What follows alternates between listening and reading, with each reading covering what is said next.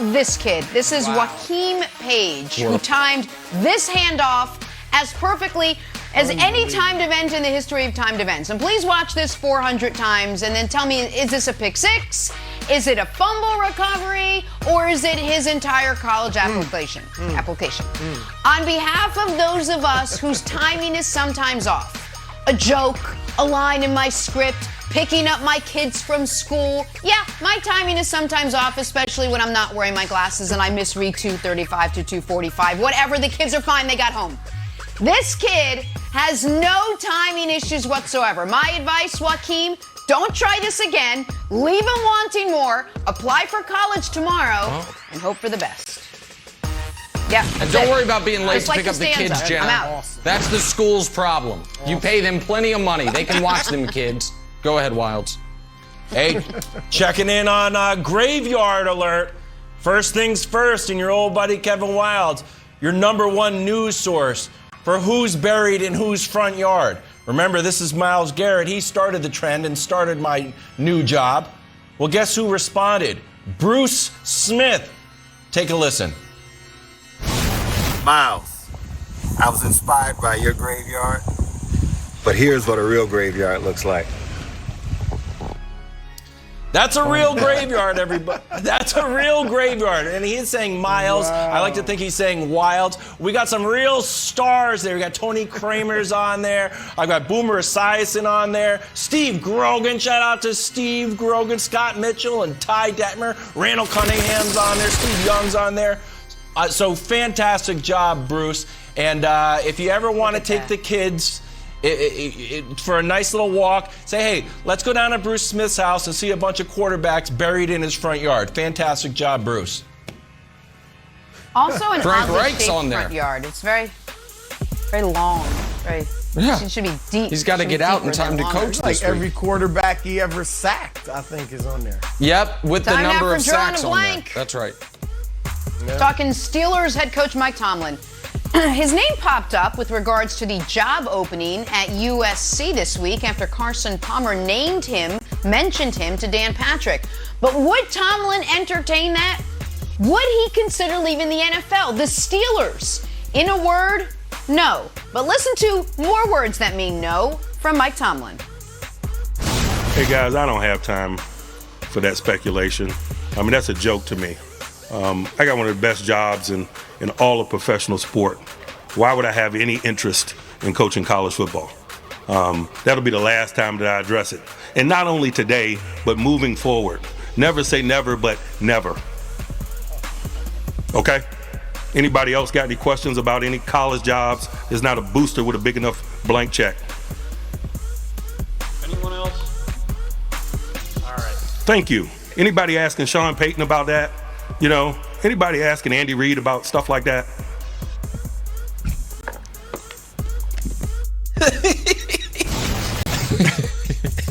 Is it just me? I feel like there's some wiggle room there.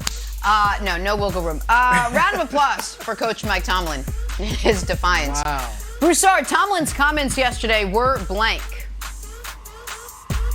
They were a door slam. Now, for all coaches out there, this is how you put a rumor to bed.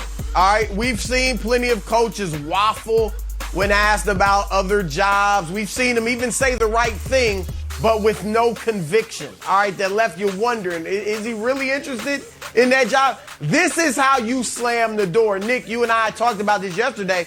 If you've got a job in the NFL with security, and there's no more security than in Pittsburgh, where they've had 3 coaches, including Tomlin, in the last 52 years. All right, that's job security, especially when you're doing well as a coach. And so why in the world would you even be thinking about going to college where you got to recruit, you've got to babysit your players, make sure they're going to class, you got to deal with boosters, all the mess that goes on outside of football that comes with a college job. So Tomlin, I totally believe he has no interest whatsoever in leaving Pittsburgh, especially for college. The only thing I took issue with what he said was when he brought up Sean Payton and Andy Reid. Now, I don't know if he meant it racially because he's African American and they're not, or did he mean it because they're on a similar caliber as he is as far as coaches. Yes. Really top-tier coaches. Why are they asked about it? But either way, Tomlin didn't need to bring them up because the reason he was asked about it and they weren't is because somebody threw your name out there. In fact, 3 people threw your name out there. Ryan Clark, Doug Whaley, and Carson Palmer. So that's why he was asked. If somebody had thrown out Sean Payton's name, he would have been asked about it too by the media. So I didn't think that was necessary, but otherwise, an A for Tomlin on this press conference. So that's the part that to me was the most interesting. But before I get to that quickly, one of the reasons that other coaches don't issue these strong of a denials is because they want the rumors out there.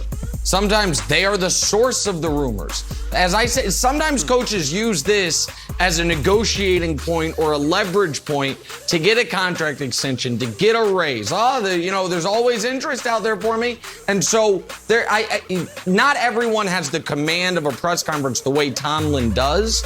But even if they did, they wouldn't issue these types of denials because they like their name being in the rumor mill. But to me, his comments were revealing because of the very end of it.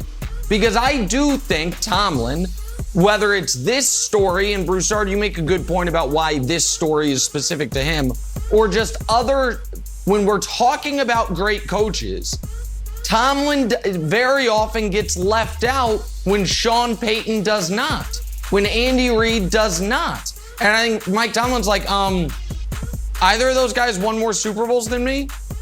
Either of those guys been to more Super Bowls than me? People are like, oh, you had Big Ben. Well, Sean Payton had Drew Brees. He also had 3 straight 7-9 years with Drew Brees. Have I ever had a losing record? And so I think that very end, and Wilds, the fact that he picked, so it's revealing to me is my answer.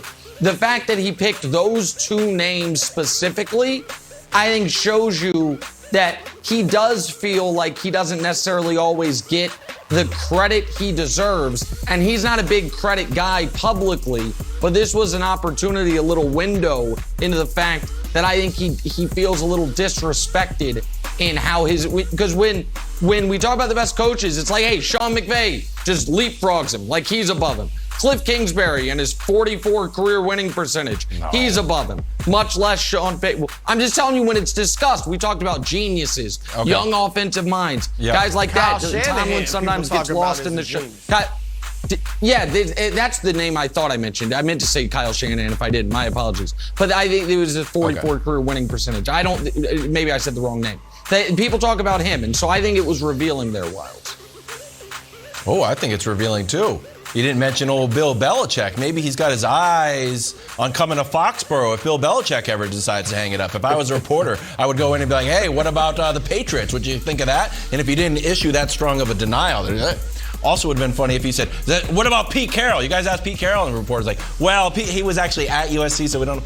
Anyway, there's like restriction. All right, my answer, however, is another loss for USC. They took 2 L's this week. They got blown out by Notre Dame, and now they took this L from Tomlin. Because I think Carson Palmer was out there saying, hey, it's a great job, Southern California, what a legacy. And Tomlin was like, not even close. So I actually think this poisoned the well a little bit, Jenna. For the next person who wants to get this job, it's no longer this awesome job. It's the job that Mike Tomlin just tore to shreds in a press conference. But again, Nick, you're right, and Broussard, you're right. How refreshing to hear a head coach actually just, boom, shut it down. I'm done. We won't be talking about this again.